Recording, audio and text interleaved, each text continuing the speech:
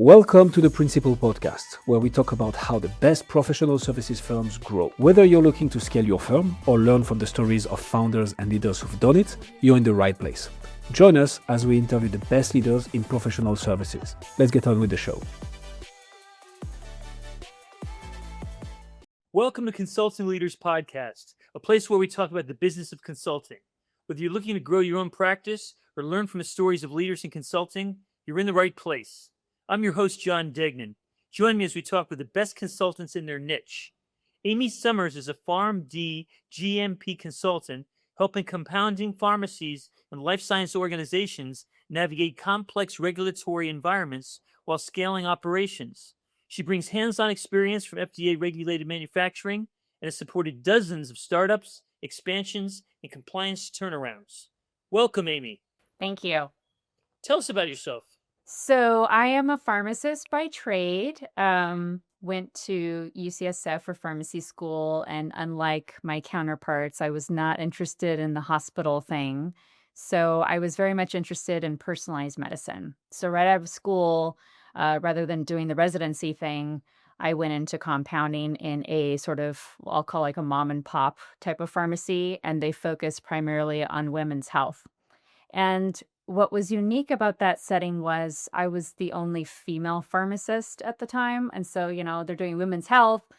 I'm the new, female pharmacist, but don't really know much about their focus was on like menopause and such. So I didn't really have any information on that. Didn't really learn too much about it in school and was sort of thrown into it. But it was a good experience. It eventually led to me writing a book on bioidentical hormone replacement therapy, and even, going on one of these news talk radio segments once a week talking about menopause. This is like a young lady, so it was an interesting start to my career. But since then, I've bounced around from various different settings. I was always looking for more responsibility. I would get bored, and so I found myself doing sterile compounding, and then eventually went into something called a 503B, and maybe we can talk about that later, and then eventually found my way to consulting full-time. So it's a little bit of a journey for you. Yeah. Yeah. Okay. What specific problems are you helping your clients solve today? So we focus on three aspects, and most of our clients are in the 503A pharmacy arena and the 503B outsourcing arena. But there's three aspects. You either want to start one of these niche businesses, or you want to scale one of them, or hopefully this isn't you, but you need to clean one up. So maybe you've had some regulatory issues and you need some support there to correct it. What exactly is compounding pharmacy practices for the lay people out there? Yeah, so it is basically personalized medicine. So your traditional medicine goes through an FDA approval process. It gets massive, it's mass manufactured. And whereas compounding, imagine like a small pharmacy, and let's imagine like your child, they have to take some kind of medicine and it's only available, let's say, in like a tablet form. But this child is maybe 3 years old, is really going to struggle getting this tablet down. So they could go to a compounding pharmacy and get it perhaps in a different form, like a suspension or a solution, so that they can actually be able to take it and have the right clinical outcome that's intended. So there's many aspects of it, but that's like I think one example of where like your average parent can be, oh, I know exactly what that is. And maybe today you might even know someone that's taking a compounded preparation. It's become more popular these days. Okay. And who are your ideal clients today that typically hold the decision to bring you in? Well, usually it would be someone in ownership or leadership, someone that's holding the purse. It might also be, an advisement from their attorney if they're, if it's some aspect of cleaning up some situation. But yeah, usually it would be someone in leadership, perhaps ownership, and perhaps they are looking to, start one of these unique type of businesses or clean them up. So it wouldn't be necessarily like a mid-level manager, but that might be like our first interaction that we have is with someone who's just looking for, what kind of consultant is out there. But usually the final decision maker would be someone in leadership. In such a trust-driven and regulated space, how do clients typically find you, and what's worked best to attract the right opportunities? So it's funny you ask because I feel A while ago, I thought it was just our website that people would find us. I'm talking like a while ago. I thought like people just, would find us on our website. I thought we had like really great keyword searches and really good stories and blogs and, relevant news, and just relevant things that people were really looking for. But, doing the data dive, I realized there's actually a lot more referrals that we get from other folks that we've helped. I personally do some speaking engagements at conferences, and that has also, I think, attracted business to look for someone to work with me in particular. But I guess it's a combination of our website, an industry referral, and speaking engagements. Okay. And tell us about your relationship with the client in terms of, you know, bringing them on board, nurturing them, mentoring them, etc. Yeah, so the relationship with the client would go like typically an introductory phone call like this, maybe a kickoff call to get the project organized. And it's not just me that's in our consulting firm. We might have like a certain particular consultant that's going to be placed on a particular aspect of the project. But the point is, there's always going to be a kickoff call. There's going to be some kind of schedule or cadence that we're going to continue to meet and check in with one another. There will be some kind of plan. If it's a pretty simple scope of work, very small, maybe it's just, hey, we're going to come on site, do this audit, and then give you a report and see you later. But sometimes, especially for like the build outs, it's very complex. It's a longer road. It would be something that I would call more of a program plan versus a project. And there's a lot of intricacies and things sort of, intertwined together. And so the relationship really is just the constant communication, which I think is actually key for any business to, continuously communicate and, tell them what to expect. And if, you're hitting some roadblocks or bumps in the road, like you communicate that and you are able to, really provide confidence and trust for them to say like, okay, like this person knows and they're taking us through this and it's really complex, but I trust them, even though I know perhaps nothing about this. It's really that communication. So I'd say that is sort of our relationship is to really communicate and articulate what it is that we're doing, especially since it's very like a complex technical topic and industry. They might need, some extra help with that communication. Sure, sure. What's your view on podcasting as a marketing channel in highly regulated industries like pharma?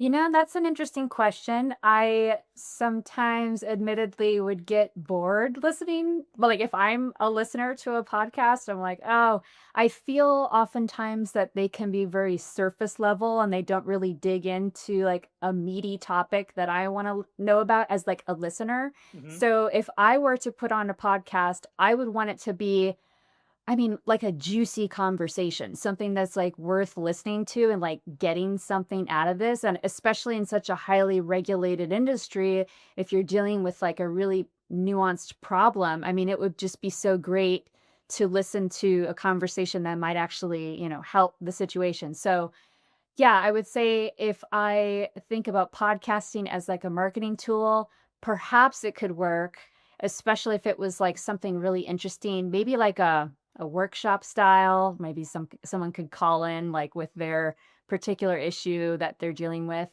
There's also something that I keep thinking about is and I don't know if this is even a thing, but like more invite only sort of closed room type of setting where you could maybe it wouldn't even be recorded, but it would just be like this sort of like internal group that could really talk freely about things. Because I feel, in some of these cases where it's a highly regulated industry, people might be afraid to speak up about, a certain nuance or a detail because then you get put in a certain kind of camp.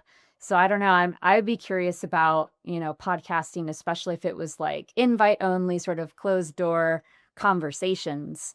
I think that might Interesting. be something that would really excite me.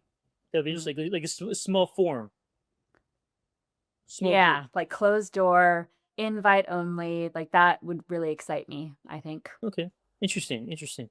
How do you retain clients over time? And how do you make sure they keep coming back and building long-term relationships with you? So I would say, just do good work. And if you provide value, people will keep coming back. Like we have engagements, and I should take a step back and say, like, our service is very much white glove. We are not like the cookie cutter, everyone gets the same service or the same product. We don't write the same SOP for everyone. It's very much hands on. And I just think of that overarching comment I made. Like, if you're doing good work, you provide value, you're doing specifically the things that they need to solve their problems or to make their life easier or their operations more efficient or to make, that regulatory body go away, they will keep using you. We've got clients who have used us for years that continue to have us support their compliance programs. We have clients that have us using all sorts of our consultants for various different projects. I mean, I'm thinking of one in particular. We've got 12 scope of works under our belt for the last couple of years. So I think that's just the moral of the story is like, just keep doing good work, be, good at what you do, provide value. And, as long as they need that kind of service, then they should keep coming back. You mentioned white glove. Can you give us an example of maybe one of your relationships with your clients, a great success story? Oh, yeah. So we have a lot of different success stories, but I would say the one on my tongue recently is taking basically I'm talking a very small operation. The footprint's very small. They were doing very low throughput and eventually got them to be very much more efficient operationally. And at the same time, while we were running that, we were leveling up all of their SOPs. We were helping them with accreditation, and they succeeded in all of these, ventures. And it was, we're not allowed to say like a certain board of pharmacy, is saying like, oh, you guys are great, but we got accolades, even from certain boards of pharmacy inspectors saying like, you guys are great. Pharmacies need to be using you. And that just is like the best compliment we could ever receive. From the regulator themselves and being like, you have just turned this place into, such a great spot for patients to receive a quality preparation. It really means a lot to us. Absolutely. As far as consulting goes, do you ever find yourself stuck or maybe a hurdle or an obstacle you can't get over? Is there anything in the industry right now that's frustrating you? I don't know that we're stuck probably the way that you're asking us, but where I feel like this industry that we're in particular is very niche and it's very much, I guess, exploding. And at the same time, the regs keep getting rewritten.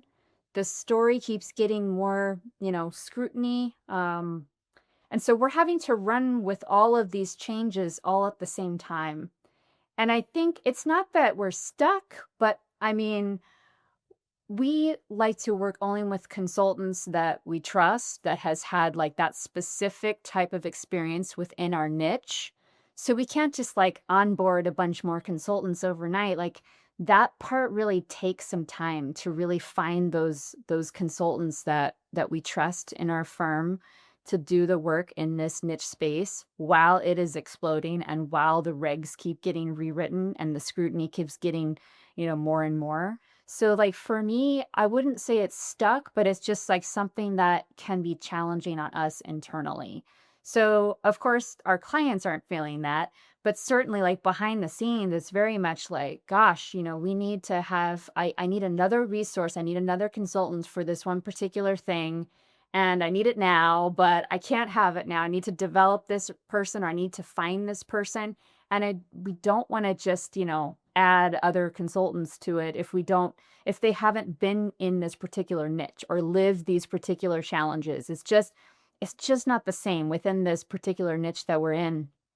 I just find that trust is everything with any consultant that we work with. So You mentioned you wrote a book. Can you tell us more about it? oh man, like okay, so I graduated pharmacy school when I was 27.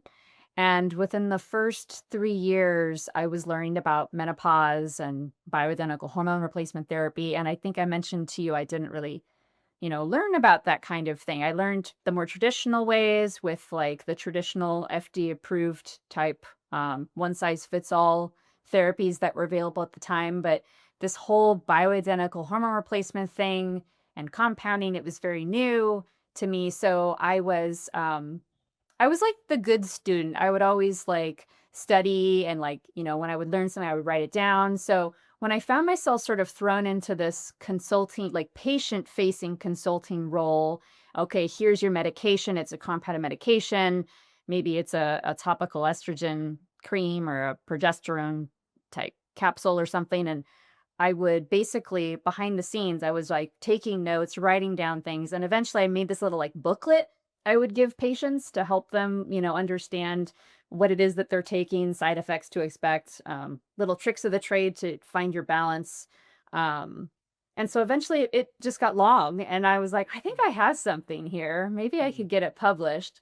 And so I went out and like wrote a few letters, several letters. I want to say like 30 letters to different publishing houses. And finally one was like, yeah, I think you've got something. And so again, I was like a young lady when this thing came out, and it's under my maiden name. It's actually right here. You can see it. Let me hang on a second. Sure. I can get it for you. Sure. But so it's a mouthful for a title. What you must know about bioidentical hormone replacement therapy. And so it's under my maiden name. But I wrote it a long time ago, and I still say that the concepts are, they haven't really changed. Hormone balance is hormone balance. And it's really been a hot topic. Actually, it's funny you're bringing this up because it's kind of a hot topic these days. There has been some black box removal from certain warnings that had been placed on menopause therapies. And so it's kind of a timely discussion to have. I think maybe that's a whole other discussion for someone else. But yeah, that was the beginning of my career was in menopause. Oh, congratulations on writing a book. That's great. That's great. Looking ahead, where do you see the biggest opportunity for compliance and GMP consulting over the next few years? Well, I think it's no secret, where's everything headed is AI. I don't think personally it works perfectly yet. I don't know if you've ever tried to like ask it a question. It's like, it gets it like 80% right, but man, that other 20% is just like flat out wrong, especially in like a nuanced area like ours. Like I can't use this, like nothing is useful here. So, but I am hopeful, and I think everyone is too, that we're going to see some, leaps and bounds within AI. So I do feel that, there's got to be something here, even for, my own consulting program, to be able to use that to help our clients, as like an extra layer or an extra check. I know like, an entity like FDA is using AI, and so it's not going away. It's just going to get better and better and more ubiquitous. So, buckle up, get ready, because everyone's going to be using this. So that's what I'm looking forward to. Amy, if people want to find out more about you and see what you do, where should they go? So our website is www.restorehealthconsulting.com. And there's just a general email. It's on the website. You can click on there and you can actually get to me. I take all of the introductory phone calls, and you get like a free consult with us. It's like 30 minutes. You can talk about whatever you want to talk about. It's your time. So I actually spend quite a bit of my weeks just, talking with new folks. So please do, if you want to reach out to me and talk to me, you can get me through that website. Okay. It was a great conversation. We appreciate you taking the time to be on Consulting Leaders today. Thank you. Thank you.